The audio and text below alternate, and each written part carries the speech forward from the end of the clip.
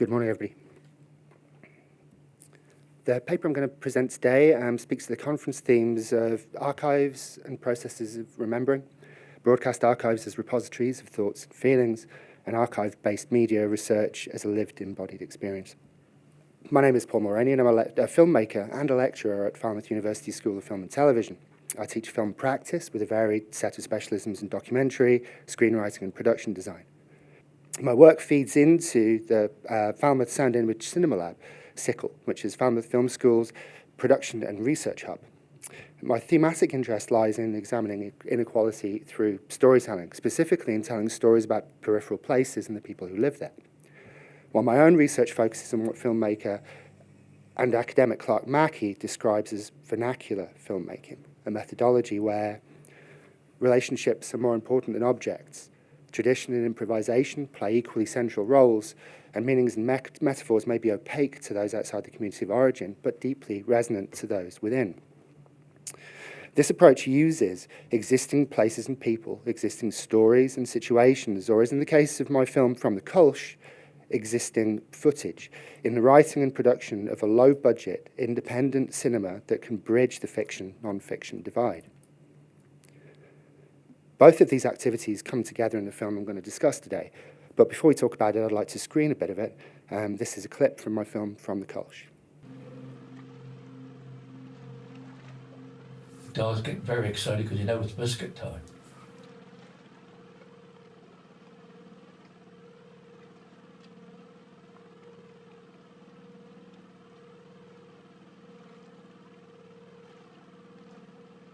But he's out of luck this time, the bailiff went past.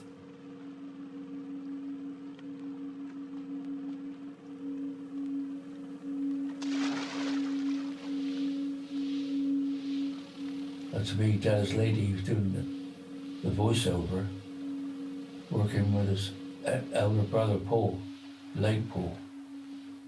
Died at the early age of 44 of heart attack. For a man so big and so fit, it was a really, really big shock to the whole community. Here he is.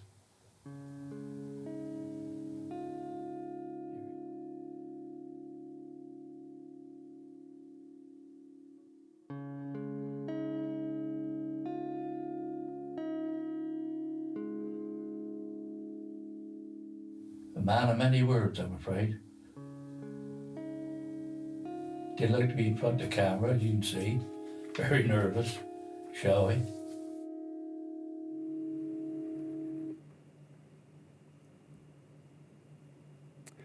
From the Culch is assembled from the 16mm bin cuts of a 1978 BBC documentary set in Cornwall's Foul River oyster fishery.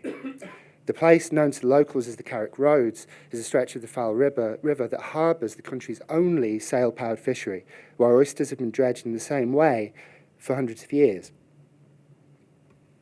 The original documentary was aired in 1979, but has subsequently, unfortunately, been lost by the BBC archive. Fortuitously, just after broadcast, a can of randomly assembled bin cuts of 16mm film was passed to one of the documentary's subjects, oyster fisherman Dennis Latey. Sadly, this was done in memory of his late brother Paul, the film's lead subject, who passed away not long after filming wrapped. The can of film lay in Dennis's airing cupboard for 45 years, unseen. 16mm projectors are hard to find in small rural fishing communities.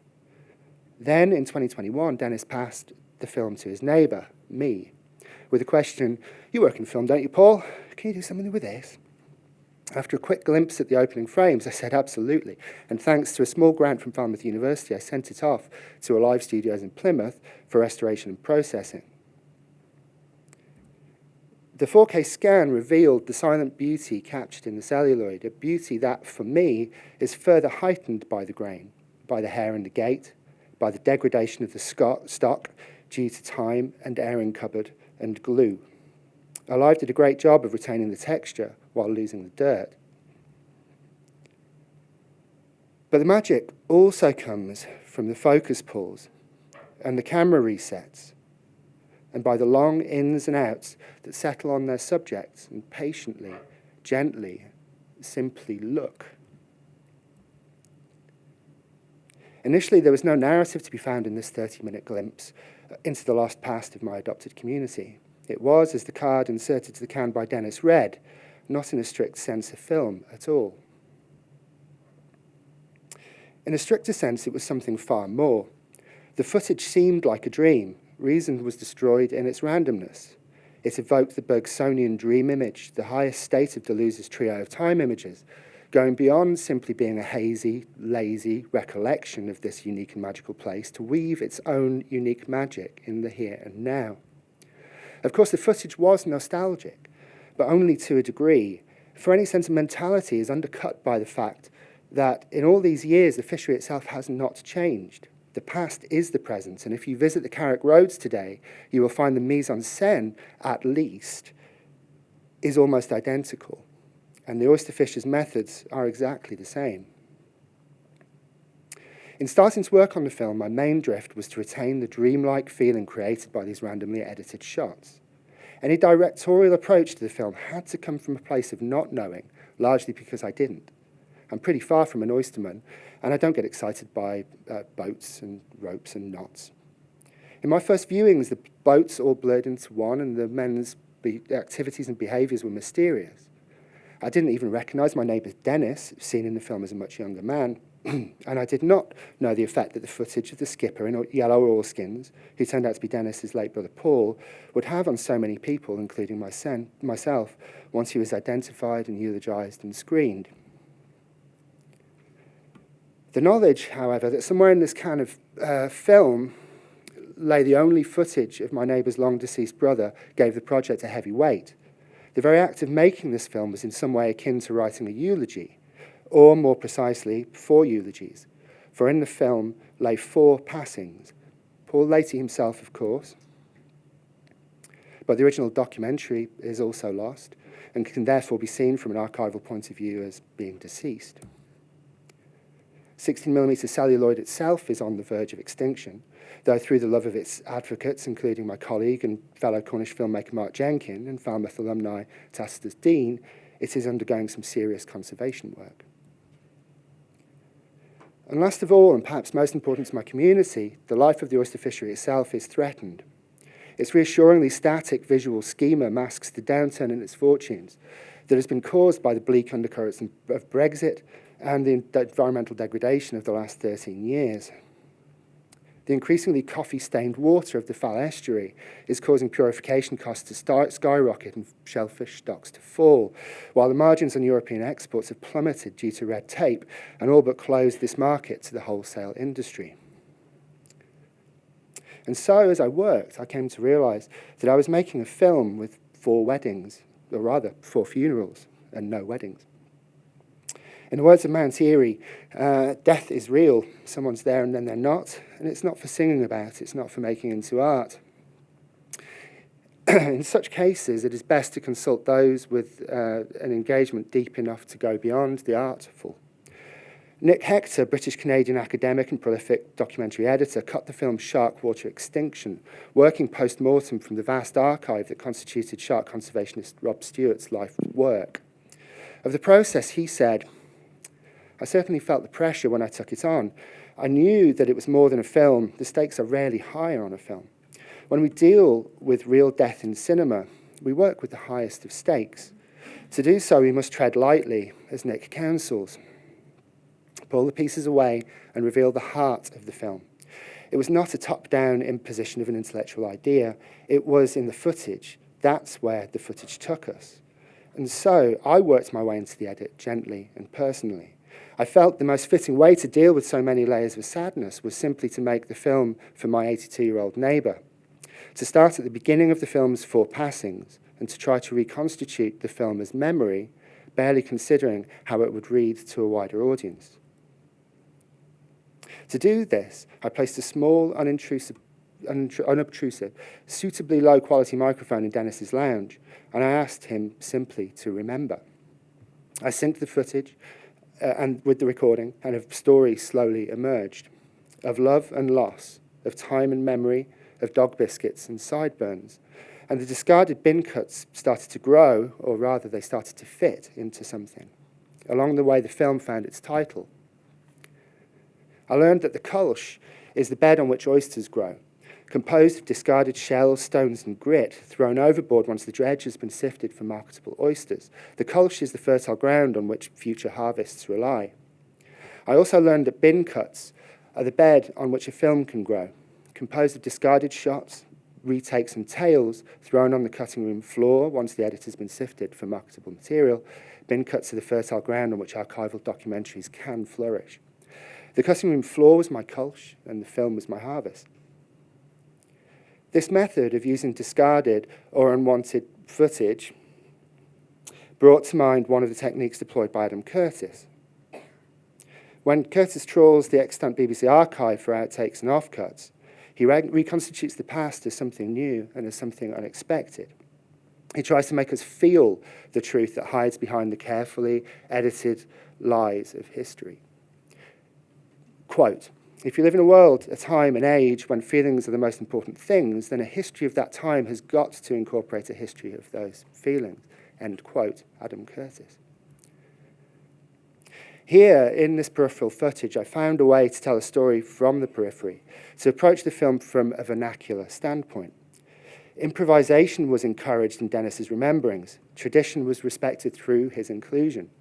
The meanings and metaphors of the fishery were shared and made, if not transparent, at least translucent to those outside of the community. And most importantly, my relationship with my neighbour, Dennis, took precedence over the outcome of the final film. This essentially humanist intent finds a kinship in the films of Tim Plester and Rob Curry, directors of Way of the Morris and upcoming archival documentary, The Island of Dock Row. Their use of archive in their work I consider to be a model for this approach. They also, as much as filmmakers dislike labels, see their work within the vernacular tradition. Speaking of Morris dancing, in the final montage of Way of the Morris, a film set deep within the community in which he was raised, filmmaker Tim Plester narrates, "When it works in situ. When it works in context. To my mind, at least, it's not really a performance at all, not in the modern sense of the word anyway. It's more ceremonial than that, more ritualistic, a way of helping in some small way to keep steady the world as it spins heavy on its axis." While here, Plester speaks of the Morris dance, he is, by extension, speaking of the film itself.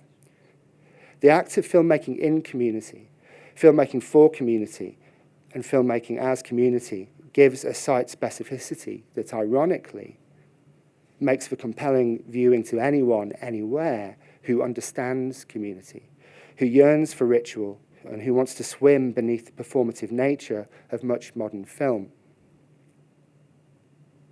Ultimately, perhaps, we're speaking simply of authenticity, honesty, and emotional truth, of a filmmaking sensibility that aspires to these. Or perhaps, even more simply, we're speaking of a filmmaker who is left without a choice. Small communities tend to be good at policing discourse, at weeding out dishonourable intentions.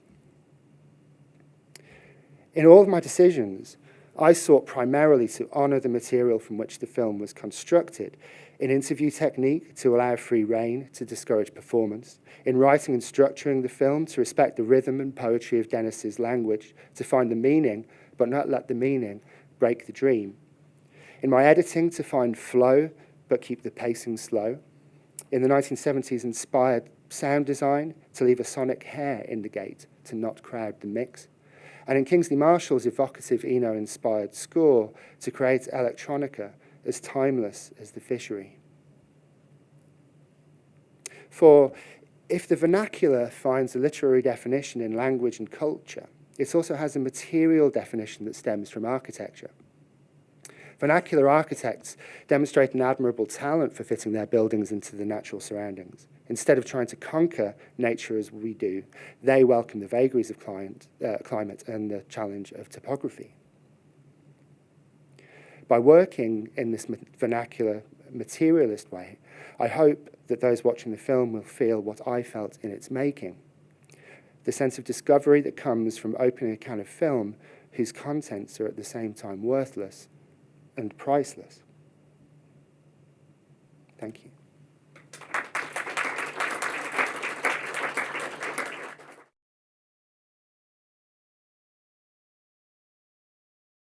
So far, we've had no correspondence with the BBC. The film has screened once to a local cinema audience, and this is the first time it's been presented. Through this day, I'm hoping to have some conversations about what can be done with the film. We obviously spent a lot of money and time in salvaging this footage, and I would hope that lends it to the BBC as something they might consider taking a look at and maybe adding to their archive, if not for community, then at least perhaps even for maybe a larger audience who might find interest in viewing this footage and hearing this story. But did you know by any chance who the crew was, the cameraman, for instance? No information whatsoever. It's so long ago, it's all been lost. The cameraman was apparently called John and had a beard and lived in Rock. Right. That's the most that I know, yeah. Unfortunately. Obviously, everybody who was involved in the making of the film is now in their 80s, some of them in their late 80s and 90s. And really, as I say, it's been sort of reconstituted as a community project primarily, and any production value or value in a wider sense, I think, comes from I guess the love that's been put into it, really, and from the unlikely story of its making. And did you check by any chance, for instance, in the radio guide when it was broadcasted, or? So again, all lost in the distant depths of time. Right. Apparently, about a year after it was made, it broadcast in, we think, in 1979. And the community has contacted the BBC Archives for the original film, but has been told that the film is no longer existent. That is, yeah.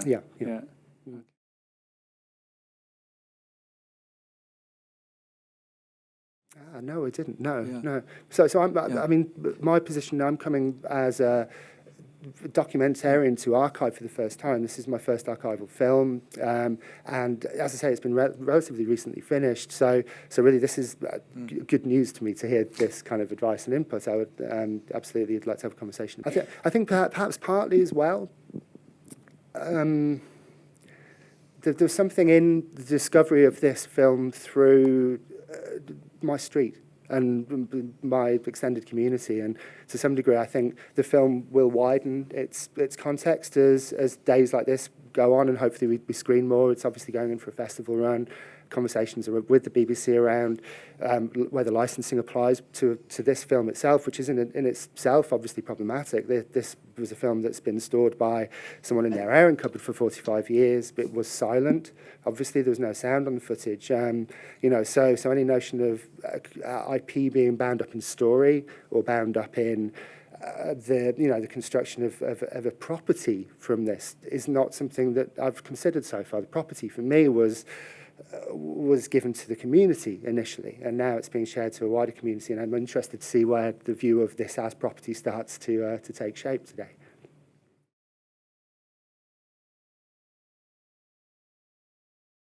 So the editor and the cameraman, when they were working on it, knew that his brother Paul had died. So as they were cutting it, they heard the news that Paul had died, and Paul and Dennis were the main subjects of the documentary itself. And as they knew that he died and that these bin cuts were essentially just that, they were going in the bin, they salvaged all of that footage from the cutting room floor. They randomly assembled it. So the film that I received was literally just a nonsensical set of clips just pasted together.